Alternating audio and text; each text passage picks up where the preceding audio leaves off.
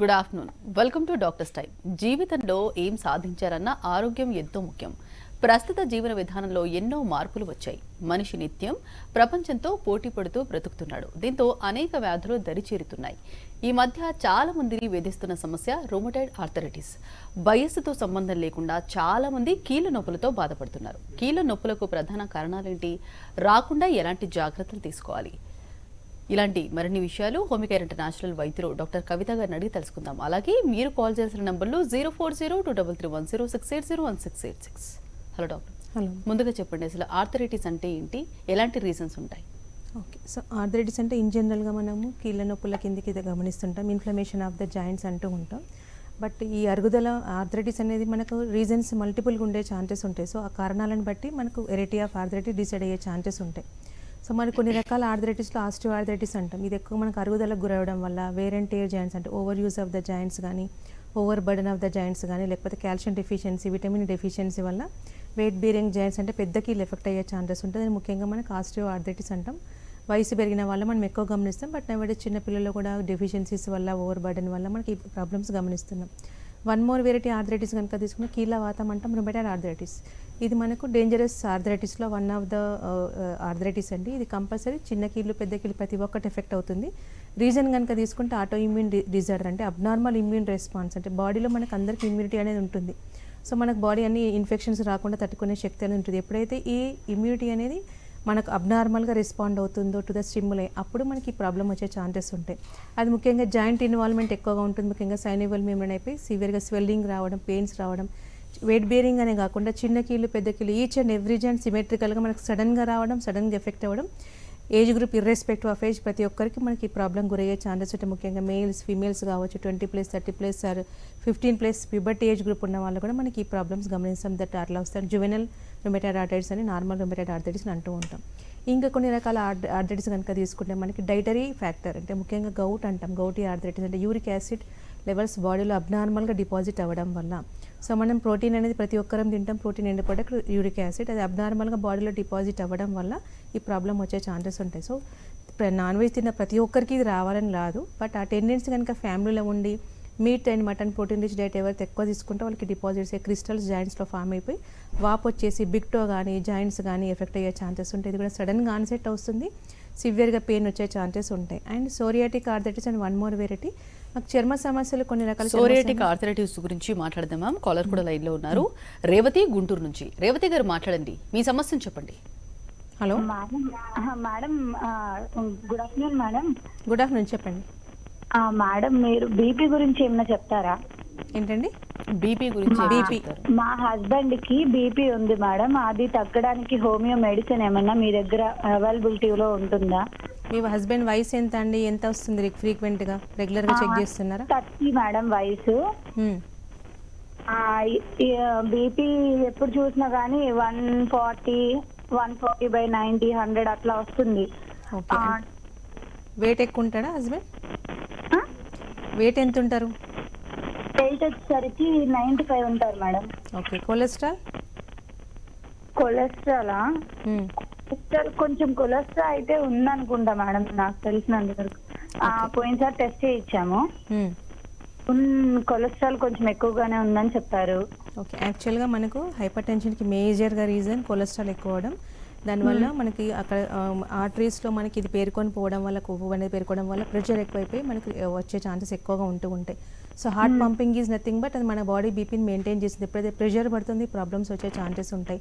ఇది కొద్దిగా salt restriction చేసుకుంటూ స్ట్రెస్ అలాంటి అవాయిడ్ చేస్తూ ఉంటే కనుక, ఇప్పుడు రీసెంట్గా స్టార్ట్ అయ్యి హెరిడిటీలో ఉన్నా కూడా హోమియో చికిత్స వల్ల మనకు కొలెస్ట్రాల్ అండర్లైన్గా తగ్గిస్తుంది. కాబట్టి సో అక్కడ కొవ్వు పేరుకోకుండా నార్మల్గా అవడంతో పాటు బీపీ ఫ్లక్చువేషన్స్ నార్మల్గా అయ్యే ఛాన్సెస్ ఉంటాయి. అండ్ ఫ్యూచర్లో మెడిసిన్ రిక్వైర్మెంట్ అంటే పీక్ లెవెల్ 180, 100, 200 డిటెక్ట్ అయితే మనకు ప్రాబ్లం అవుతుంది. కొద్దిగా ఆ ఫ్లక్చువేషన్స్ లెవెల్ నార్మల్సీ మెయింటైన్ అవుతుంది విత్ సపోర్ట్ ఆఫ్ అలోపతి. అది లేదు జస్ట్ మీకు 130 అంటే 30 ఏజ్ గ్రూప్ అంటున్నారు, 140/100, 90 అంటున్నారు. సో 10 రేంజ్ ఉంది కాబట్టి ఇప్పుడు అది ప్లస్ మన మెడికేషన్ వాడుతుంటే కనుక ఫ్లక్చుయేషన్ డైలీ నోట్ చేసుకుంటూ ఉంటే నార్మల్గా అవుతున్న కొద్ది కొలెస్ట్రాల్ కనుక లిపిడ్ ప్రొఫైల్ నార్మల్ రేంజ్లోకి వస్తే మనం అది మెడికేషన్ ట్యాపరింగ్ చేయొచ్చండి. But mean well physical activities very much important. ఎందుకంటే ఆల్మోస్ట్ ఒబేస్ సైడ్ ఉన్న 95 kgs అంటున్నారు.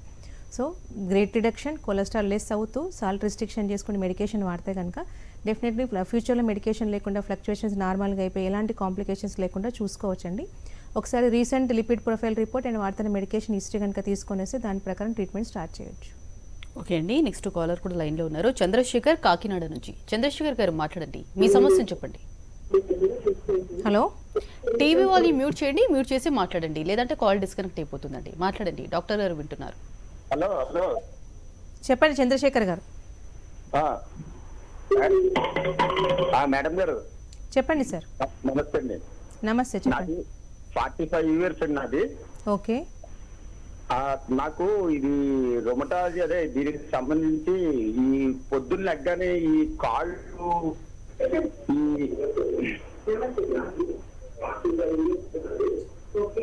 ఈ మోకాళ్ళు మీరు టీవీ చూస్తూ మాట్లాడొద్దండి చంద్రశేఖర్ గారు, టీవీ చూస్తూ మాట్లాడకండి. టీవీ చూస్తూ మాట్లాడితే మీ కాల్ డిస్కనెక్ట్ అయిపోతుందండి. మాట్లాడండి, క్లియర్గా మాట్లాడండి. రైట్, కాల్ డిస్కనెక్ట్ అయిపోయిందండి. అంటే మెయిన్గా అంటే ఇందాక మీరు మాట్లాడుతూ సోరియాటిక్ ఆర్థరైటిస్ గురించి చెప్తున్నారు. కంటిన్యూ చేయండి మ్యామ్. ఓకే, యాక్చువల్గా మనకు సోరియాటిక్ ఆర్థరైటిస్లో కనుక తీసుకుంటే one of the skin disease వల్ల దాన్ని ప్రాపర్గా ట్రీట్ చేయకుంటే మనకి సోరియాటిక్ ఆర్థరైటిస్ కన్వర్ట్ అయ్యే ఛాన్స్ ఉంటుంది. దాని కాంప్లికేషన్ అంటే psoriasis one of the complication psoriatic arthritis. Deformities ఏర్పడడం, డిజిటల్ ఇంటర్ ఫైలింజల్ జాయింట్స్ ఎఫెక్ట్ అవ్వడం, సాసే షేప్లో రావడం, ఫిక్స్ అయిపోయే ఛాన్సెస్ ఉంటాయి. కీళ్ళ నొప్పులు కూడా స్టార్ట్ అయ్యే ఛాన్సెస్ ఉంటాయి. అందుకనే దాన్ని కూడా మనం ప్రాపర్గా ట్రీట్ చేసి కాంప్లికేషన్ రాకుండా చూసుకోవచ్చు. వన్ మోర్ థింగ్, ఇన్ఫెక్టివ్ ఆర్థరైటిస్లో ఉంటుంది టీబీ ఆర్థరైటిస్ కానీ. సో టీబీ పెథాలజీ ఉన్న వాళ్ళకి సివియర్గా single joint, bigger joints effect అయ్యే ఛాన్సెస్ ఉంటాయి. అది స్పైనే కావచ్చు, లేకపోతే నీడ్సే కావచ్చు. సో పాస్ట్ హిస్టరీ ఆఫ్ కనుక టీబీ ఉన్నా, లేకపోతే ప్రజెంట్ హిస్టరీ ఆఫ్ టీబీ ఉన్నా కూడా వాటర్ మొత్తం చేరిపోయి సివియర్గా స్వెల్లింగ్ ఉంటుంది. మనకు నీడిల్ బయాప్సీ కనుక తీస్తే కనుక క్లియర్ కట్గా తెలిసిపోయే ఛాన్సెస్ ఉంటాయి. సో మనకు more than 100 varieties of arthritis ఉంటాయి. అందులో మనకి ఫ్రీక్వెంట్గా క్లినికల్గా విజిట్ అయ్యేది ఈ 5 to 6 వెరైటీస్ ఆఫ్ ఆర్థరైటిస్ మనకు గమనిస్తున్నాం. మెయిన్గా అంటే ఆర్థరైటిస్లో చూసుకుంటే కనుక అంటే ప్రెగ్నెన్సీ లేడీస్లో ఈ విధంగా ఉంటుంది. ఓకే, యాక్చువల్గా మనకి ప్రెగ్నెన్సీలలో అంటే ఓవరాల్గా వెయిట్ పుటాన్ అవుతుంటే హార్మోనల్ చేంజెస్ అవుతూ ఉంటాయి. అండ్ సర్జరీ తర్వాత లుంబార్ పంక్చరింగ్ అయ్యే ఛాన్సెస్ ఎక్కువ ఉంటాయి. కాబట్టి వీళ్ళకి ఎక్కువగా డెఫిషియన్సీస్ ఆఫ్ కాల్షియంతో అయ్యే ఛాన్సెస్ ఉంటాయి. హెల్దీ డైట్ మెయింటైన్ చేసి calcium levels and iron levels నార్మల్గా మెయింటైన్ చేసుకుంటూ ఉండి వెయిట్ పుటాన్ కాకుండా అంటే నార్మల్గా మనకి 10 to 15 kgs కామన్, ఎందుకంటే బేబీ గ్రోత్ కిందకి అది వస్తుంది కాబట్టి. బట్ స్టిల్ నార్మల్ వాకింగ్ చేసుకుంటూ ఉంటే డే 1 ఇట్సెల్ఫ్ ఇబ్బంది లేకుండా మనం చూసుకోవచ్చు. అండ్ డెఫిషియన్సీ లేకుండా చూసుకుంటే ఆర్థరైటిస్ రాకపోవచ్చు. సో మనకు ప్రెగ్నెంట్ లేడీలో ఎక్కువగా వచ్చేది మనం ఆర్థరైటిస్ తీసుకుంటే మనకు ఆస్టియో ఆర్థరైటిస్ కింద కన్సిడర్ చేయొచ్చు పంక్చరింగ్ వల్ల. బట్ రొమేటైడ్ ఆర్థరైటిస్ రావద్దని లేదు, బట్ ఆల్రెడీ ఉన్నా కూడా ట్రిగ్గరింగ్ అయ్యే ఛాన్సెస్ ఉంటుందండి. ఓకే అండి, నెక్స్ట్ కాలర్ కూడా లైన్లో ఉన్నారు. అంగినయ్య కర్నూలు నుంచి. అంగినయ్య గారు మాట్లాడండి, మీ సమస్యను చెప్పండి. హలో మేడం, మా ఫాదర్ 60 years మేడం. ఓకే, వెన్నెముక L4 L5 లో నరము ప్రెస్ అయింది అంటున్నారు. ఓకే, సర్జరీ అవసరము అంటున్నారు అనమాట. బ్యాక్ సైడ్ లో బ్యాక్ సైడ్ మొత్తం బ్యాక్ సైడ్ నుంచి కాళ్ళ వరకు కాళ్ళలో పెయిన్ వస్తుంది అనమాట, రెండు వైపుల నుంచి. ఓకే, లాగుతుంది. తిమ్మిర్లు వస్తున్నాయా సార్? తిమ్మిర్లు కానీ మంటలు కూడా వస్తున్నాయా? తిమ్మిర్లు అట్లాంటివి ఏంటి లేవు మేడం. నడవడానికి ఇబ్బంది పడుతున్నాడు. దెబ్బలు ఏమైనా తగిలినాయండి తనకి? ఏం తగలేదు మేడం, ఎప్పుడు తగలేదు. ఓకే, ఏం పని చేస్తారు మీ ఫాదరు? Farmer madam. ఓకే, యాక్చువల్గా లుంబార్ స్పాండ్లోసిస్ అండ్ సయాటిక్ అంటాం సార్ దాన్ని. సో డిస్క్ బల్జెస్ ఉన్న వాళ్ళకి చాలామందికి either side left side sciatica కానీ రైట్ సైడ్ సయాటికా రావడం, ఎక్కువ కంటూ నిలబడి కానీ వెయిట్ లిఫ్టింగ్ చేసిన ప్రొఫెషనల్కి మనకి ఎక్కువగా ఉంటుంది. ఫార్మింగ్ అంటున్నారు కాబట్టి అది రీజన్ కావచ్చు. బట్ నాన్ సర్జికల్లీ అంటే ఆపరేషన్ అవసరం లేకుండానే మనకు సయాటికా ప్రాబ్లం కానీ స్పాండ్లోసిస్ ప్రాబ్లం చాలా వరకు తగ్గినాయండి కేసెస్. మీరు L4 L5 disc bulge and prolapse ఉన్న కండిషన్ కానీ సయాటికా కానీ లాగడం, తిమ్మిర్లు ఫస్ట్ తగ్గుతాయి అండ్ పెయిన్ తగ్గిపోయి స్టిఫ్నెస్ తగ్గిపోయి ఆపరేషన్ అవసరం లేకుండా చేయొచ్చు. బట్ మీన్ వేల్ బరువు లేబట్టడం కానీ చేయొచ్చు. ఇప్పుడు మెడిసిన్స్ వాడినా సర్జరీ వాడినా చేసినా చేయకుండా కూడా బరువు లేబట్టడం కానీ కింద కూర్చోడం కానీ మెట్లకి దిగడం కానీ చేయకూడదు. ఒకసారి మీ ఫాదర్కి తీసిన MRI కనుక తీసుకొని వస్తే మీ ఫాదర్ని కనుక తీసుకొని దాని ప్రకారం ట్రీట్మెంట్ స్టార్ట్ చేయొచ్చు. మనకు ఆపరేషన్ అవసరం లేకుండానే ప్రాబ్లం తొందరగా రెక్టిఫై చేసుకోవచ్చు. ఓకే అండి, అంటే మెయిన్గా అంటే ఆర్థరైటిస్లో చూస్తే కనుక మరి గౌటీ ఆర్థరైటిస్ అంటే ఏంటి, ఎలాంటి రీజన్స్ ఉంటాయి? యాక్చువల్గా హై లివింగ్ పీపుల్ ఆర్థరైటిస్ కనుక తీసుకుంటే మనం గౌటీ ఆర్థరైటిస్ అంటాం. అంటే హై రిచ్ ప్రోటీన్ ఎక్కువ అంటే మీట్ మటన్ కానీ నాన్ వెజ్ ఐటమ్స్ ఎక్కువ తినే వాళ్ళకి మనకి గౌటీ ఆర్థరైటిస్ వచ్చే ఛాన్సెస్ ఉంటాయి.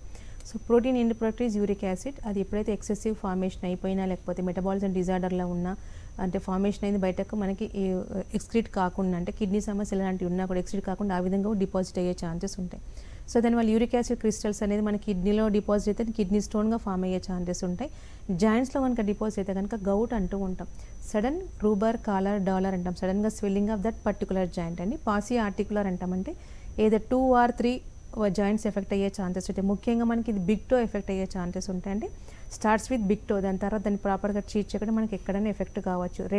రెడ్నెస్ రావడం, సివియర్గా పెయిన్ అవ్వడం, టచ్ అయినా సివియర్ కొంచెం మూమెంట్ అయినా కూడా చాలా ఇబ్బంది గురయ్యే ఛాన్సెస్ ఉంటాయి. మనకు రోజువారీ పనులు కూడా చేసుకునే పరిస్థితి మనం గమనిస్తుంటాం. అదేవిధంగా నీ జాయింట్స్ కూడా ఎఫెక్ట్ అయ్యే ఛాన్సెస్ ఉంటుంది. ఎక్స్రే కనుక తీపిస్తే మనకి క్లియర్ కట్గా క్రిస్టల్స్ గమనిస్తాం. దానికి తోడు మనకి యూరిక్ యాసిడ్ లెవెల్స్ కనుక తీసుకుంటే ఫీమేల్లో 6.5 క్రాస్, మేల్లో 7.2 క్రాస్ అయితే మనం దాన్ని గౌట్గా కన్సిడర్ చేస్తూ ఉంటాం. సో ఈ గౌటీ ఆర్థరైటిస్ మనకు ఓఏ కింద కూడా కన్వర్ట్ అయ్యే ఛాన్సెస్ ఉంది దాన్ని ప్రాపర్గా ట్రీట్ చేయకుండా. ప్లస్ టోఫే ఫార్మేషన్ కూడా acute gout and chronic gout ఉంటుంది. అక్యూట్ సడన్గా సిమ్టమ్స్ వస్తే వెళ్ళిపోతే మళ్ళీ సివియర్గా పెయిన్ రావడం ఉంటుంది. ప్రాపర్గా హీల్ చేస్తే టోఫే లాంటి ఫార్మేషన్ ఉండదు. బట్ రికరెంట్గా గౌట్ వచ్చుకుంటూ దాన్ని ప్రాపర్గా ట్రీట్ చేయకుంటే పెయిన్ సివియర్గా ఉండే లెవెల్స్ అదే విధంగా మెయింటైన్ అయ్యి ఓన్లీ పెయిన్ కిల్లర్ రూపంలో మెడిసిన్స్ వాడితే కనుక టోఫే ఫార్మేషన్ అంటాం. అంటే బోనీ గ్రోత్ ఏర్పడి డిపాజిట్స్ అయ్యే ఛాన్సెస్ ఉంటాయి. సో డిఫార్మిటీ అయిపోయి మళ్ళీ దాన్ని కష్టంగా ట్రీట్ చేయాల్సిన పాసిబిలిటీ, ఎక్కువ టైం తీసుకోవాల్సిన అవకాశాలు ఉంటాయి. సో ఇలాంటి గౌటీ ఆర్థరైటిస్ కూడా మన దగ్గర పర్మనెంట్ సొల్యూషన్ ఉందంటే టెండెన్సీ ఫ్రమ్ బాడీ రిమూవ్ అయ్యే ఛాన్సెస్ ఉంటాయి. అండ్ ఆ యూరిక్ యాసిడ్ క్రిస్టల్స్ నార్మల్గా అవ్వడంతో పాటు ఆస్టియోఆర్థరైటిస్ కాకుండా గౌట్ కంప్లీట్గా నిర్మూలన కేసెస్ నెంబర్ ఆఫ్ కేసెస్ ఉన్నాయి. బట్ ఇది ప్రోటీన్ రిచ్ డైట్ ఉండడం వల్ల ఎండ్ ప్రొడక్ట్ ఉంటుంది కాబట్టి సో దాన్ని కొంచెం తగ్గించుకుంటే కనుక మెడికేషన్ వాడితే ప్రాబ్లం ఫ్యూచర్లో రాకుండా కూడా చూసుకోవచ్చండి. ఓన్లీ హోమ్ రెమెడీతో అంటే వితౌట్ మెడిసిన్స్ ఓన్లీ ఫుడ్తో కంట్రోల్ చేసుకుంటే రాకుండా ఉంటుందా గౌటీ ఆర్థరైటిస్ అనేది? యాక్చువల్గా ఇనీషియల్ స్టేజ్ లెవెల్స్ కొంతమందికి మనకు 7.2 మైల్డ్గా ఉందనుకోండి, 7.5, 7.6 అట్లా ఉందనుకోండి. అట్లాంటి కేసెస్లో అయ్యే ఇనీషియల్గా మనకి డైట్తో మెయింటైన్ చేసి తగ్గే ఛాన్సెస్ ఉంటాయి. బట్ స్టిల్ ఒకసారి 8 కొంతమంది 9 క్రాస్ 11 క్రాస్ కూడా వస్తూ ఉంటారు. సో అలాంటి కండిషన్లో దట్ ఈస్ ఇంపాసిబుల్ అండి. అది మెయింటైన్ అవుతూనే ఉంటుంది. ఈవెన్ వాళ్ళు నాన్ వెజ్ మానేసినా చేసినా కూడా అది మెయింటైన్ అవుతూనే ఉంటుంది. కానీ పెథలాజికల్లీ ఆల్రెడీ బాడీలో డెవలప్ అయింది, డిపాజిట్స్ అవుతూ ఉన్నాయి కాబట్టి సో అలాంటి కానీ ఇలా కంపల్సరీ మెడిసిన్స్ యూస్ చేస్తూ రివర్స్ అయిన తర్వాత మెయింటైన్ చేసుకుంటే అప్పుడు ఇబ్బంది ఉండదు. సో బట్ ఇనీషియల్ స్టేజెస్లో ఇప్పుడు ఫ్యామిలీ హిస్టరీలో ఉంది, హెరిడిటరీ ఉంది, గౌట్ ఉంది, సో వీళ్ళకు ఆ ప్రోటీన్ రిచ్ డైట్ అవాయిడ్ చేస్తూ బార్డర్ లైన్ రాకుండా వాళ్ళు చూసుకుంటే వాళ్ళు ప్రికాషనరీగా వాళ్ళకి తగ్గే ఛాన్సెస్ ఉంటాయి. But once it got detected అయితే డైట్తో పాటు మెడిసిన్ రిక్వైర్మెంట్ కూడా కంపల్సరీ అవుట్ ఆఫ్ 10 కేసెస్లో మనకి 9 కేసెస్కి మెడిసిన్ రిక్వైర్మెంట్ ఉంటుందండి. పాలీ ఆర్థరైటిస్ అంటే ఏంటి, వీటికి కూడా అంటే రీజన్స్ ఎలా ఉంటాయి? ఓకే, మనకు పాలీ ఆర్థరైటిస్ అంటే కనుక మల్టిపుల్ జాయింట్స్ ఎఫెక్ట్ అవుతుందని పాలీ ఆర్థరైటిస్ అని అంటూ ఉంటాం. సో పాలీ ఆర్థరైటిస్ మనకు sero negative poly arthritis, sero positive poly arthritis అంటాం. అందులో మనకి రుమేటైడ్ ఆర్థరైటిస్ కానీ ఎస్ఎల్ఈ ఆర్థరైటిస్ కానీ తరచుగా మనం గమనిస్తుంటాం. సో ఆర్ఏ తీసుకుంటే ఇది కూడా autoimmune disorder, SLE systemic lupus erythematosus, ఇది కూడా మనకు పాలీ ఆర్థరైటిస్ కిందకే వస్తుంది. సో మనకి ఎస్ఎల్ఈ అయితే కనుక ఏఎన్ఏ పాజిటివ్ ఉంటుంది, రుమేటైడ్ ఆర్థరైటిస్ అయితే ఆర్ఏ పాజిటివ్ మనం గమనిస్తాం. కొంతమందికి ఆర్ఏ నెగిటివ్ ఉన్నా దాన్ని మనకు సీరో నెగిటివ్ పాలీ ఆర్థరైటిస్ అంటాం. అది కీలవాతంలో మనకు మేజర్ నెగిటివ్ ఉంది అని చెప్పేసి ప్రాపర్గా ట్రీట్మెంట్ తీసుకోరు. అలాంటి వాళ్ళు యాంటీసీసీపీ, సిఆర్ కూడా ఏఎస్ఓ టెటర్, ఈ 3 రేజ్ అయి ఉంటాయి. సో దాన్ని మనకు ఆర్ఏ లాగానే కన్సిడర్ చేసి మనం ట్రీట్మెంట్ అనేది స్టార్ట్ చేయాల్సిన అవకాశం ఉంటాయి. అదర్వైజ్ చిన్న కీళ్ళు, పెద్ద కీళ్ళు అండ్ మల్టిపుల్ జాయింట్స్ టోటల్గా ఎఫెక్ట్ అయ్యే ఛాన్సెస్ ఉంటాయి. దట్టు సిమెట్రికల్, అంటే ఎడమవైపు కనుక ప్రాబ్లం వస్తే కంపల్సరీ వాళ్ళ కుడివైపు కూడా ఈ ప్రాబ్లం వచ్చే ఛాన్సెస్ ఉంటాయి. ఈవెన్గా మనకి ఈ ప్రాబ్లమ్స్ ఎఫెక్ట్ అయ్యే ఛాన్సెస్ ఉంటాయి. ప్లస్ ఈ ప్రాబ్లమ్స్ అనేది ఓన్లీ జాయింట్స్కే లిమిటెడ్ ఉండవు. సో అదర్ ఆర్గాన్స్ కూడా ఎఫెక్ట్ అయ్యే ఛాన్సెస్ ఉంటాయి. స్కిన్ ఎఫెక్ట్ అవుతుంది, ice dryness of the ice రావడం అండ్ స్కిన్ మీద పింకిష్ ర్యాషెస్ రావడం, సివియర్గా వాపులు రావడం, పెయిన్స్ రావడం అనేది గమనిస్తాం. Associated with fever and swelling. It starts with viral infections, sore throat నుండి కూడా స్టార్ట్ కావచ్చు. టాన్సిలైటిస్ ఉన్న వాళ్ళకి కూడా ఈ ప్రాబ్లమ్స్ కూడా వచ్చే ఛాన్సెస్ మనం ఎక్కువ గమనిస్తూ ఉంటాం. So recurrent tonsillitis, they need to rule out this problem. తర్వాత జాయింట్ పెయిన్స్ ఇన్ ఫ్యూచర్లో కూడా వచ్చే అవకాశం కూడా మనం ఎక్కువ గమనిస్తుంటాం. And it will effect outer layers of all organs. అంటే మనకు హార్ట్కి మామూలుగా పెరికార్డియంలో ఎఫెక్ట్ అయ్యే ఛాన్స్ ఉంటుంది, ఇన్ఫ్లమేషన్ అయిపోయి వాపు రావడం. And kidney, liver, lung, each and every organ కూడా ఎఫెక్ట్ అయ్యే ఛాన్సెస్ ఉంటాయి. It may leads to infertility also. మనకి ఈ ప్రాబ్లం కనుక మిడ్ ఏజ్ గ్రూప్లో వస్తే 20+20, 30 ఏజ్ గ్రూప్ మధ్యలో కనుక వస్తే that is peak fertility period to male or female ఇద్దరికి కాబట్టి. సో వాళ్ళకి ఇద్దరికి మనకి ఇలాంటి సమస్య వల్ల మనకు సంతానలేమి సమస్య కూడా ఏర్పడే ఛాన్సెస్ ఉంటాయి. సో దాన్ని నెగ్లిజెక్ట్ చేయదు, పెయిన్సే కదా అంటే ఈ పెయిన్స్ కూడా మనకు టాలరేట్ పెయిన్స్ ఉండదు, సివియర్గా పెయిన్స్ ఉంటుంది. రోజువారి పని కూడా చేసుకోలేదు, స్టిఫ్నెస్, నాట్ ఈవెన్ ఫోల్డింగ్ కానీ, బోల్ట్ పెట్టడం కానీ, బాటన్ మూత పెట్టడం కానీ, డ్రెస్సింగ్ కూడా వాళ్ళకి వేయలేని పరిస్థితి ఉంటుంది. సో వాళ్ళు definite they will consult a doctor. But ఎంత ఎర్లీగా వాళ్ళు కన్సల్ట్ అయితే డిఫార్మిటీస్ లేకుండా, అంటే రుమటాయిడ్ నాడులార్ ఫార్మేషన్ లేకుండా ప్రాబ్లమ్ని మనకి కంప్లీట్గా రివర్స్ చేసే అవకాశాలు ఉంటాయి. ఆర్ఏ పాజిటివ్ ఉన్నా నెగిటివ్ ఉన్నా మనకు కంప్లీట్గా నెగిటివ్ వచ్చి యాంటీసీసీపీ, సిఆర్పీ, ఏఎస్ఓ టెటర్ కంప్లీట్గా రివర్స్ అవుతుంది, నార్మల్ రేంజ్కి అవుతుంది. అప్పుడు డిఫార్మిటీస్ లేకుండా పెయిన్స్ తగ్గిపోయి దీని యొక్క ప్రాబ్లం ప్రోగ్రెస్ అంటే ప్రోగ్నోసిస్ గుడ్ అయిపోయి డిజీజ్ పెరగకుండా, ఆర్గాన్ డ్యామేజ్ లేకుండా కూడా మన మెడిసిన్స్ ఇవ్వచ్చండి. ఎందుకంటే ముఖ్యంగా ఇది రావడమే మనకు అబ్నార్మల్ ఇమ్యూనిటీ వల్ల వస్తుంది. And homeopathy action it self immunity మీద పనిచేస్తుంది కాబట్టి అది అబ్నార్మల్ రెస్పాన్స్ టువర్డ్స్ నార్మల్గా తెచ్చి non steroidal and non antibiotical treatment, non pain killer, inflammate లేకుండా, సైడ్ ఎఫెక్ట్స్ లేకుండా మనకు సేఫ్టీగా మనకి ప్రాపర్గా ట్రీట్మెంట్ తీసుకోవడం వల్ల ఎంత ఎర్లీగా వస్తే వాళ్ళంత బెనిఫిట్ పొందే అవకాశాలు ఉంటాయి. సిమిలర్ ఎస్ఎల్ఈ కూడా ఇదే విధంగా ఉంటుంది. ఇది కూడా మల్టిపుల్ జాయింట్స్ ఎఫెక్ట్ అవుతాయి. స్కిన్ అనేది బ్లాకిష్ మెలాస్మా మనకు స్టిక్ అయిపోయి స్క్లీరోటిక్ చేంజెస్ గమనిస్తుంటాం. Blackish pigmentation over the face so ఎక్కువగా రావడం, టైట్నెస్ ఆఫ్ ద స్కిన్ ఎక్కువ మనం గమనిస్తుంటాం. డెడ్ స్కిన్ ఎక్కువ ఫామ్ అయ్యే ఛాన్సెస్ ఉంటాయి. అండ్ ఇది కూడా ఫిట్స్ రావడం, each and every organ damage అవ్వడం, హార్ట్, లంగ్, లివర్ అండ్ ఇది కూడా ఇన్ఫెక్ట్కి దారి తీసే ఛాన్సెస్ ఉంటాయి. సో ఇది కూడా మనకి చాలా వల్నరబుల్ డిసీజ్ అనేది ఇవి రెండు చాలా ఫాస్ట్గా ప్రోగ్రెస్ అవుతాయి కాబట్టి ఎంత ఎర్లీగా డిటెక్ట్ చేసుకొని నెగ్లిజెన్స్ చేయకుండా ట్రీట్మెంట్ స్టార్ట్ చేస్తే మనకు అంత కంప్లీట్గా ప్రాబ్లమ్ని రెక్టిఫై చేసుకోవచ్చు. సో మెయిన్గానే ఆర్థరైటిస్ అనే చెప్పారు. మరి ఆర్థరైటిస్కి ప్రికాషన్స్ ఎలా తీసుకోవాలి అంటే లెవెల్స్ని బట్టి ఏమైనా చేంజ్ ఉంటుందా? That to investigations. ఓకే, యాక్చువల్గా మనకు డెఫిషియన్సీస్ వల్ల వచ్చే ఆర్థరైటిస్లో కనుక తీసుకుంటే మనకు రుమేటాయిడ్ ఆర్థరైటిస్లో మనకి calcium deficiency and iron deficiency కూడా ఎక్కువ ఉంటుంది, విటమిన్ డెఫిషియన్సీ ఎక్కువ ఉంటుంది కాబట్టి మనకు డైటరీ ఆస్పెక్ట్లో compulsory calcium rich food and vitamin D కూడా రిచ్ తీసుకోవాలి. ఎందుకంటే సన్ ఎక్స్పోజర్ కొద్దిగా కూర్చోవడంతో పాటు మనకు ఫుడ్లో మనకు వైటమిన్ డి అవైలబిలిటీ ఉండదు. సో కంపల్సరీ సప్లిమెంటేషన్ రూపంలో తీసుకుంటే జాయింట్ స్ట్రెంథనింగ్ అయ్యే ఛాన్సెస్ ఉంటాయి. మెడిసిన్ కూడా తొందరగా రెస్పాండ్ అయ్యే అవకాశాలు ఉంటాయి. అండ్ ఎక్కువ కింద కూర్చోవడం కానీ మెట్లకి తిరగడం కానీ దే నీడ్ టు అవాయిడ్ ఇలాంటి ప్రికాషన్స్ తీసుకోవాలి. మనకు ఆర్ఏ లెవెల్స్ అనేది మనకు కంపల్సరీ రుమేటాయిడ్ ఫ్యాక్టర్ లెవెల్స్ బ్లడ్ చెకప్లో చేసుకుంటూ నార్మల్గా అవుతూ ఉండాలి. అండ్ సిసిపి, సిఆర్పి, సిబిపిఎస్ఆర్ ఇవన్నీ రేజ్ అవుతుంటాయి. అవి కూడా మనకు నార్మల్ రేంజ్లోకి వచ్చేంత వరకు మెడికేషన్ వాడి నార్మల్గా చేసుకోవచ్చు. బట్ చాలామంది షార్ట్ కట్ మెథడ్లో స్టీరాయిడ్ యూసేజ్ చేస్తుండడం వల్ల but still it may leads to OA అంటే అరుగుదల కూడా ఒకటే పేషెంట్ రెండు ప్రాబ్లమ్స్ ఉండే అవకాశం ఉంటాయి. కాబట్టి ఈ సర్జరీ అయినా కూడా మనకి ఈ ప్రాబ్లమ్ ట్రీట్ చేయలేము. ఎందుకంటే proximal interval fall in joints అనేది స్వెల్లింగ్ అవ్వడం and swan neck deformity form అవుతుంది. అలాంటి ఫార్మేషన్ లేకుండానే మెడికేషన్ వాడితే టోటల్గా రివర్స్ చేసుకోవచ్చు. ఎట్ ద సేమ్ టైం మనం గౌటీ ఆర్థరైటిస్ కనుక తీసుకుంటే మనకి యూరిక్ యాసిడ్ ఎక్కువ డిపాజిట్స్ అవ్వడం వల్ల 6.5 ఫీమేల్లో 7.2 మేల్స్లో కనుక క్రాస్ అయితే ఇబ్బంది కాబట్టి డెఫినెట్లీ వాళ్ళు protein rich diet they need to avoid. Protein is good for body and weight పుట్టాను కాబట్టి నార్మల్గా ఉంటుంది. But in gout cases gout ఉన్న పేషెంట్ కేసెస్లో మాత్రం they need to avoid high rich protein ఉన్న ఫుడ్ అవాయిడ్ చేయాలి. That to meat products and chicken అది అవాయిడ్ చేయాల్సిన అవకాశాలు ఉంటూ ఉంటాయి. కంపేటివ్లీ నాన్ వెజ్ మీట్ అంటే ప్రోటీన్ కంటే కూడా వెజ్ మీట్ కొద్దిగా సర్టన్ ఎక్స్టెంట్ వాళ్ళకు బాడీ హెల్త్కి సంబంధించి సపోర్ట్ తీసుకుని నార్మల్గా తీసుకోవచ్చు. అండ్ నార్మల్ లెవెల్ మెయింటైన్ అయిపోయి రెగ్యులర్ వాకింగ్ అనేది చేస్తూ ఉండాలి. వెయిట్ లిఫ్టింగ్ లాంటిది అవాయిడ్ చేస్తూ ఉండాలి. ఎట్ ద సేమ్ టైం మనకు ఆస్టియో ఆర్థరైటిస్ అనుకోండి, ఏజ్ రిలేటెడ్ కావచ్చు, మిడిల్ ఏజ్ గ్రూప్ కావచ్చు, డిస్క్ సమస్యలు కావచ్చు, వీళ్ళకి కూడా మనకి ఎక్కువ కాల్షియం అండ్ విటమిన్ డెఫిషియన్సీ ఎక్కువగా ఉంటుంది. వీళ్ళు కంపల్సరీ వెయిట్ గెయిన్ కాకుండా చూసుకోవడం అండ్ కాల్షియం రిచ్ ఫుడ్ తీసుకోవడం, విటమిన్ డి సప్లిమెంట్ తీసుకోవడం అనేది ఇంపార్టెంట్.